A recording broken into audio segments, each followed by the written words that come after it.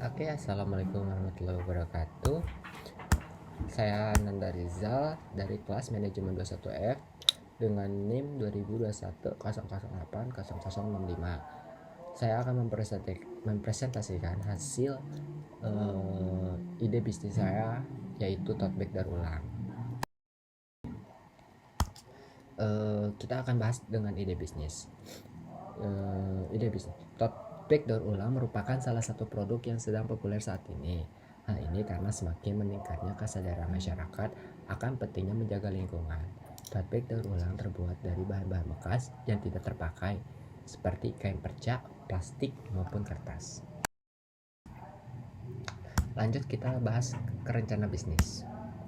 Rencana bisnis merupakan sebuah dokumen planning yang dibuat oleh seseorang yang akan membuat suatu ide bisnis. Rencana bisnis sendiri sangat penting bagi keberlangsungan bisnis tersebut. Saya sendiri mempunyai ide bisnis usaha saya sendiri, yaitu tote bag daur ulang, yang akan membuat rencana bisnis sebagai berikut. Saya akan merencanakan target pasar, modal awal, bahan baku, alat dan perlengkapan, promosi, proses produksi, pemasaran, potensi keuntungan, dan evaluasi serta pengembangan. Lanjut kita bahas ke target pasar. Target pasar untuk bisnis ini adalah masyarakat umum, terutama yang memiliki kesadaran tinggi akan pentingnya menjaga lingkungan. Target pasar ini dibagi menjadi beberapa kelompok, antara lain yaitu remaja dan dewasa muda, ibu-ibu rumah tangga, pekerja kantoran, mahasiswa, dan pecinta lingkungan. Oke, lanjut kita ke modal awal. Modal awal untuk memulai bisnis ini relatif kecil ya guys, yaitu sekitar 1 jutaan. Saya di sini ingin menggunakan uang pribadi saya untuk mewujudkan ide bisnis saya. Berikut estimasi perhitungan modal awal yang akan saya keluarkan untuk bisnis tote bag daur ulang. Modal ini dapat digunakan untuk membeli bahan baku, alat dan perlengkapan serta promosi. Di sini ada tabel estimasi pengeluaran yang akan saya keluarkan, yaitu dari bahan baku terlebih dahulu. Saya membeli kain perca 10 lembar dengan per meternya harganya 10.000. Saya membeli 10 meter, berarti jadi total yang harus saya keluarkan untuk kain perca sendiri itu harus 100.000. Yang kedua ada mesin jahit dengan harga 500.000.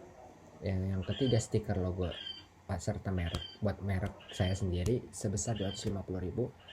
Yang keempat ada jarum dan benang dengan harga 65.000 satu set. Saya ngambil ini dari marketplace ya. Yang terakhir ada setrika dengan harga 200.000. Total pengeluaran yang harus saya keluarkan untuk memulai bisnis saya sendiri yaitu sebesar 1.115.000. Dengan mengeluarkan uang sebesar itu, saya sudah bisa memulai bisnis saya dan memproduksi ulang sebanyak 100 piece.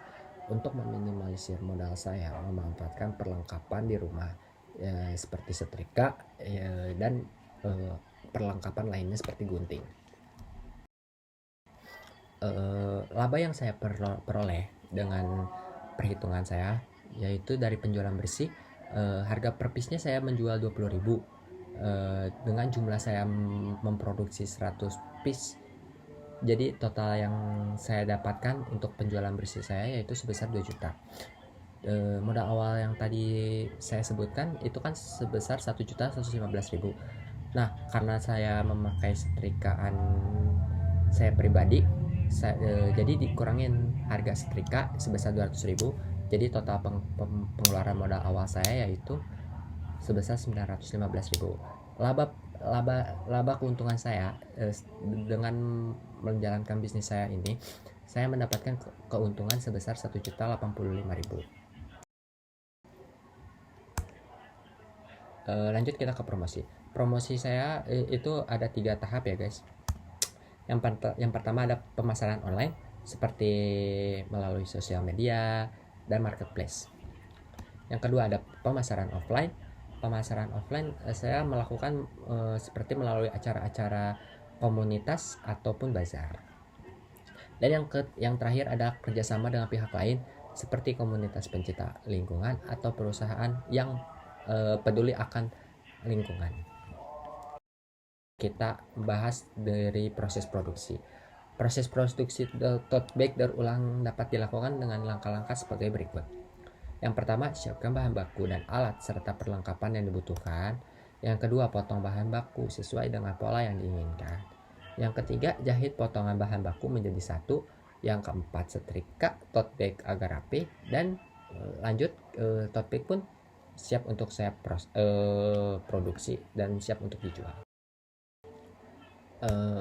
Potensi keuntungan dari bisnis ini cukup besar, yaitu sekitar 50% dari harga jual. Harga jual tote bag daur ulang dapat ditentukan berdasarkan bahan baku, ukuran, dan desain. Saya pun membuat timeline timeline saya sendiri, tapi timeline ini dapat disesuaikan dengan kebutuhan dan kondisi bisnis masing-masing. Namun secara umum timeline ini dapat menjadi panduan untuk memulai bisnis saya. Pada bulan pertama saya merencanakan awal seperti menentukan ide bisnis saya, pencarian bahan baku, dan pembelian bahan baku dan peralatan lainnya. Di bulan 2 sampai bulan keempat saya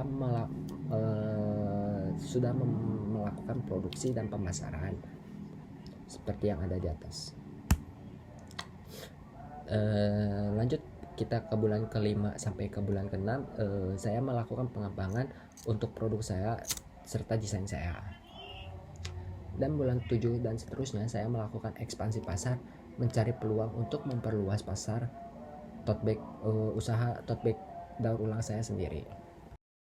Jadi kesimpulannya, lanjut ke kesimpulan.